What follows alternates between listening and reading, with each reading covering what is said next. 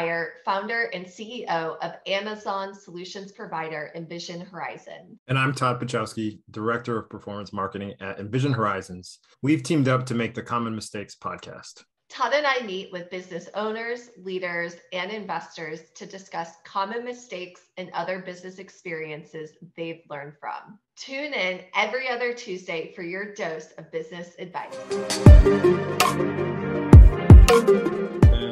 Hello, and welcome to another episode of Common Mistakes, where we talk about mistakes we've made and seen so you don't have to learn the hard way. I'm Todd Pachowski. And I'm Laura Meyer, and today we have the pleasure of Annie Evans joining us. I joke that Annie Evans may be the most connected person I know in New York City, and she has helped several entrepreneurs raise money and was also an entrepreneur herself when she co-founded Beautified back in 2012. And then 3 years later, she started Dream Ventures with the mission to connect innovative and purpose-driven founders with strategic investors and partnerships. Annie, it's so great to have you. I am so excited to be here. And this is actually my favorite topic is what we're going to talk about today. So couldn't be happier. Awesome. Well, I want to back it up a little bit, and I want to start with your days with Beautified and some of those early entrepreneurial learning experiences that you had when it came to raising money and finding the right partners. Absolutely. Well, I'd love to start with taking it way back to 2012 when I was running around New York City with the idea to start a beauty booking app to make it easier when you want to book a massage, a haircut, a blowout. I actually thought of the idea on a street corner in the West Village when I was frantically trying to get my hair blown out before an event, and I called 10 salons. I spent an hour dialing around trying to find an appointment. And I thought to myself, there's Uber, there's Seamless, there's Hotel Tonight, there's Open Table, and a little light bulb went off. So I decided to go out and create the Open Table for beauty. And I would say the first mistake that I think is really common is you come up with an idea and you start talking to people about the idea and they say, oh, you should connect with this person or that person, which is what happened to us. And we ended up connecting with someone that was working on a similar idea. And we decided, instead of us all creating the same business, why don't we partner up together? And something that I want to share with this audience is that in the beginning of partnerships, when you are working on an entrepreneurial venture and everyone's really excited to dive in and be co-founders together, the number one thing I would like to share with this community that is really important is to do as much due diligence on this potential co-founder as possible. Talk to, and obviously, like, don't ask them for references, but do your back channeling, put your Nancy Drew hat on and start talking to, look at their LinkedIn. Who have they worked with? How do they handle stress? When, shit hits the fan, how do they react? Are they a good person? Are they ethical? How's their leadership style? And so I think that was a big learning, my first venture. Yeah. And I am sure that you give this advice to a lot of the founders and businesses that you advise and you invest in yourself.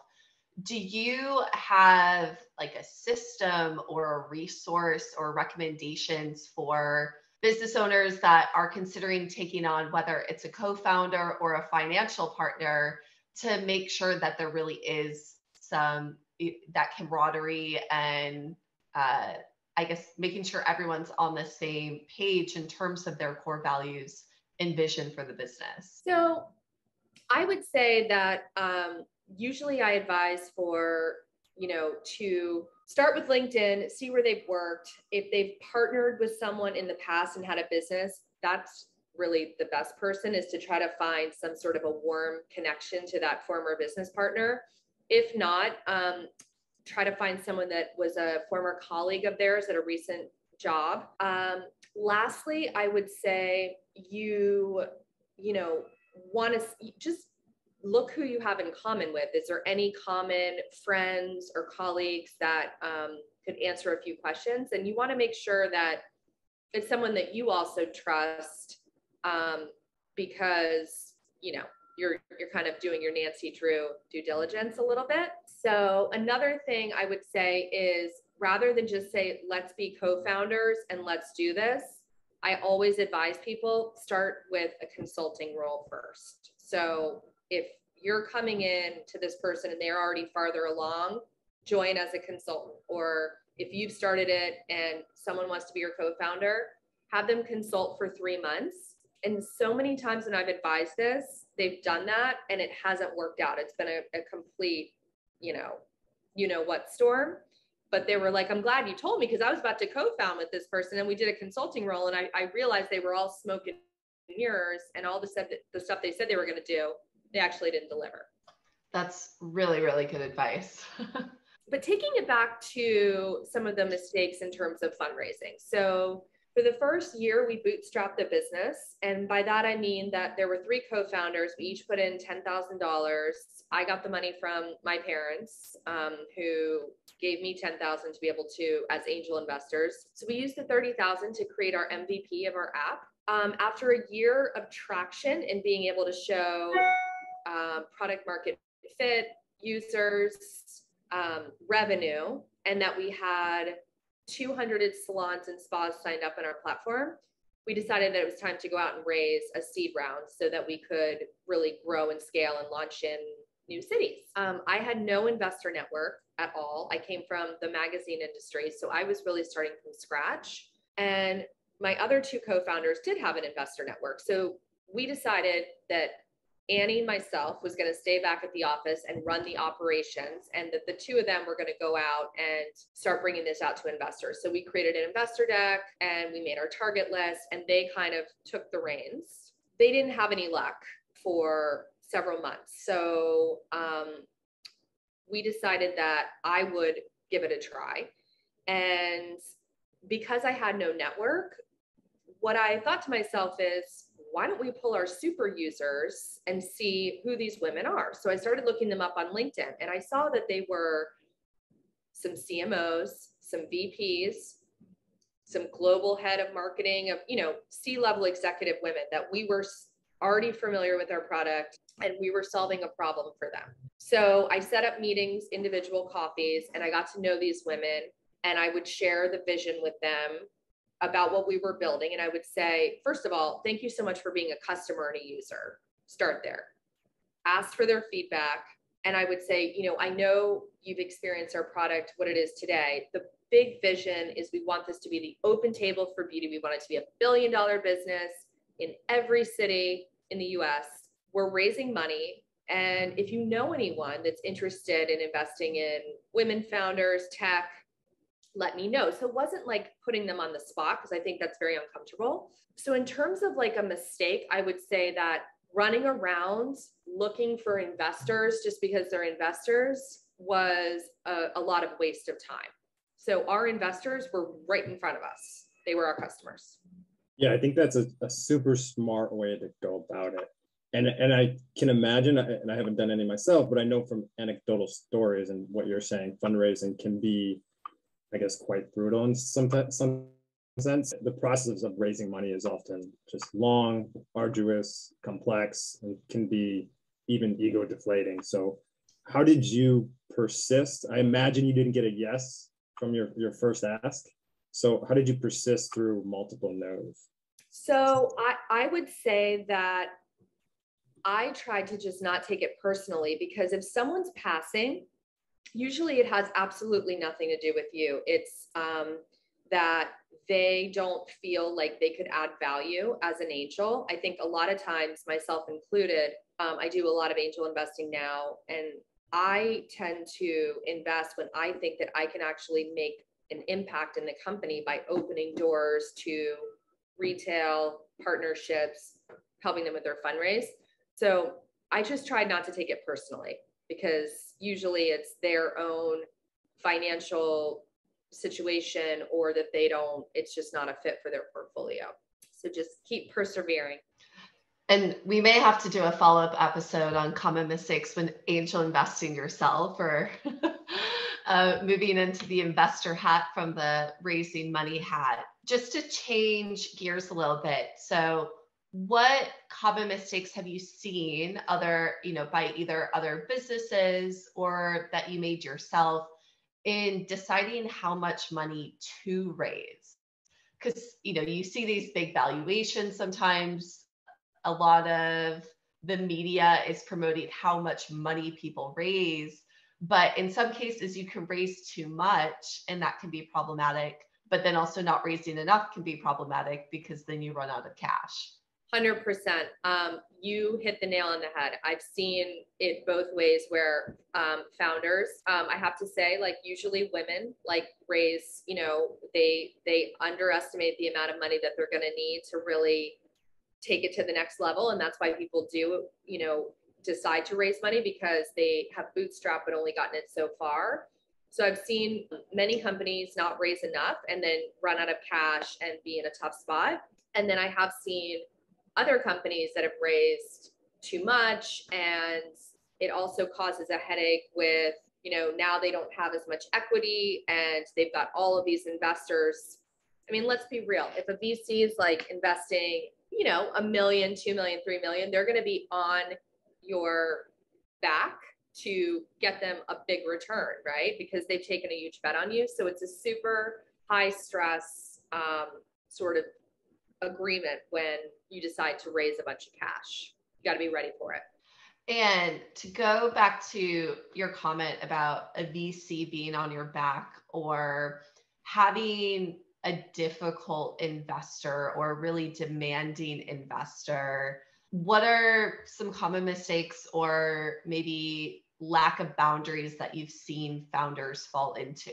So I've seen mistakes made when founders, again, don't do their own diligence on who they're partnering with. I've seen it so many times because as a founder, you get really excited when somebody wants to give you a big check, but it truly is like a marriage and a partnership, and you're bringing this person into your family.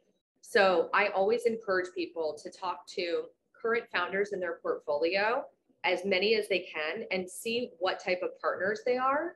Also, another thing that I try to do when I'm advising founders is just share intel. Like, I've heard that this VC can potentially do things like this. So you really want to make sure that they're the right partner for you. So I think it's so important as much as you can to do background checks and due diligence before you take someone's money, because that could actually be, we all have seen it, like the crumble and the demise of these companies that will, put together these boards and they'll vote you right out, even if it was named after all of your kids and your blood, sweat, and tears for the past 5 years.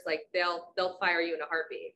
Yeah, definitely. And on that point, so when raising, it's easy to become short-sighted and only focus on relationships that lead to that check. However, there's other paths to capital rather than direct ones. So how important do you think it is when fundraising, just not in terms of pure cash, but rather in terms of relationships and value? I always encourage founders as much as possible to explore alternate sources of capital. There's so many now with, anything from crowdfunding to Republic and some of these crowd equities. There's, ClearCo, alternate debt funding, small business loans. And I just think it's so important before you take those big checks. I think it's important to really test and understand your customers and find that product market fit. When you find the product market fit and you know that you're on this rocket ship, that's the time to take a big check and be like, okay, guys, we've found it. We need this cash to blow this thing out of the water. But oftentimes we've all seen founders, raise 3 million off of a beautifully designed deck, and they haven't even, gotten any revenue or tested. Then they're scrambling to figure out product market fit. They've got the VCs on their back, and it's a tough spot.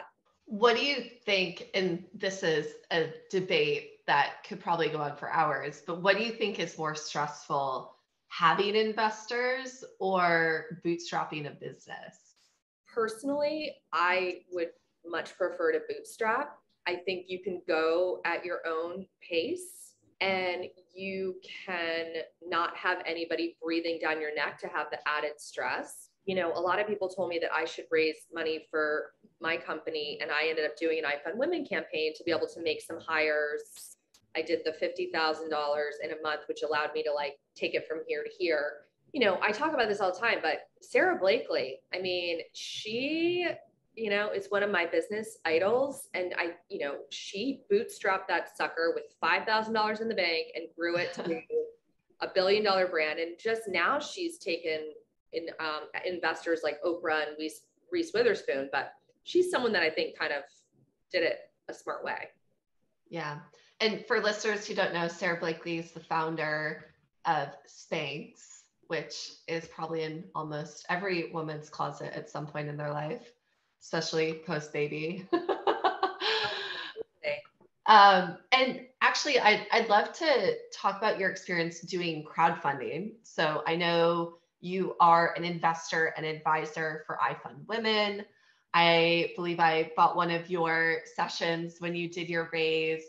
What best practices or what were some of the learnings you had? Because I think you ran a wonderful crowdfunding campaign and you obviously met your goal. But what can people do right there, and maybe what should they potentially avoid? So honestly, some common mistakes that I've seen when it comes to crowdfunding is the rewards are not enticing. And so sometimes when I want to support an entrepreneur and I look at their rewards and there's literally nothing that speaks to me, it's just so important to make your rewards enticing and easy for people. So the two best rewards for my campaign were founding backer, $100, and you get your name as a founding backer of Dream Ventures on my website. So I think I got 100 people to do that, which was $10,000. And literally all I had to do was just copy and paste. But from the backer side, think of all the people in your life that you've worked with, their neighbors, their friends, their cousins, their aunts and uncles. Who doesn't want to be a founding backer of someone that is starting a business that you care about? Like, you want to be a founding backer. So that was like a really low lift, great reward. And then the other one was a community membership. So I did 4 virtual events that you got to come to and meet other people. So those are some things that, who needs another like branded tote, right? Sometimes I'll see on these campaigns like $100, tote with a logo. And I'm like, guys, that's not going to sell. Like, first of all, who needs another tote? And it's $100, right? So. Right. People want to, and I feel like especially now after COVID and everything, people want to feel connected, a part of a community. And there's no question, people like to feel like they're kind of exclusive or in this more specialized community or curated community. Totally. I think one of the rewards I did was that Amanda Klutz workout. I think you came, didn't you? Yeah, I joined it. Absolutely. Somehow I got her right before she like blew up, and now she's like she's got a ton of followers. She's on a TV show now. Yeah. She was on Dancing with the Stars. Yeah, I got her right before she peaked and teach that workout class, which was like another good reward. So anyway. Yeah, it's such a fascinating way to raise funds initially. I think when you think of crowdfunding, at least from my angle, you think of Kickstarter and like a physical product. You actually have to produce something and not offer some ideas like you have. So I wonder if we can go back just to like new founders, new entrepreneurs. What advice would you have to them if they have a good idea? They know they can bring it to life. They just don't have the resources to make it happen. Like, where do they even begin? Is this iFund Women a good place that they could potentially start? I think so. One company in my portfolio, Small Packages, it's a gifting solution for busy people on the go. And she needed money for inventory to buy the products for her gifting company. So she did a campaign on iFund Women for $10,000. And all she did was just pre-sell the curated boxes that she was going to eventually launch. And so people, I mean, myself included, I bought one of the boxes. She got a customer. She got the $10,000 cash. She got all the inventory, and she was off to the races. And she just raised a bigger round. She had her business for a couple years, and then I just did a SPV for her, a special purpose vehicle syndicate, to bring together 20 angels to invest in her last round. So long story short, that was a good place for her. In terms of other people, I recently helped a couple in Frenchtown, New Jersey, that wanted to open up an artisanal pizza and bakery shop, and they needed to raise capital to open up the shop. They found the space. The husband was like an amazing pizza maker, like right out of the oven, like these beautiful artisanal pizzas. She had a booth at a farmer's market and was selling her baked goods like hotcakes. But they came to me and they said, we need some funds to open up our own shop. How do we raise money? And I thought to myself, I don't think you're, at the point where you're going to get like angel money, because they're going to wonder, like, are you going to sell this company? Are you going to have an exit? Are you going to IPO? Like, those are the questions that investors want to know. So I encourage them to do a crowdfunding campaign and literally just pre-sell, like, $100. You come in, you get 2 sparkling waters and a pizza and a handwritten note. So anyway, they just raised $30,000. They opened up their pizza and bakery shop in Frenchtown. But I think they raised $30,000 in like a month, and were able to basically have customers on day one. Yeah, that's amazing. So I think listeners, maybe you should hook up with Annie and Dream Ventures and book a session. She can guide you in the right direction. Well, amazing. Well, Annie, thank you so much for your time and your wisdom today. We always like to give listeners an opportunity to follow you or reach out to you. So where is the best place for people to connect? I would say I would love to connect with anyone on LinkedIn. So Annie Evans. And then our Instagram is dreamventures.co. And there's some great content on that Instagram. I feel like I've been following it since day one. Yes. It has been such a pleasure to spend the morning with you all. I love this podcast theme and these conversations, and I'm so excited to be a listener for the next one. Thank you so Thank much. you so much. Thanks for tuning in to another episode of Common Mistakes. If you're not yet subscribed, be sure to follow us and visit envisionhorizons.com to sign up for our weekly newsletter with all the latest Amazon news and expert advice. For Amazon sellers looking for more support, check out our Amazon brand management platform, myHorizons, and sign up for a free trial. Thanks for your support, and we'll see you on the next episode of Common Mistakes.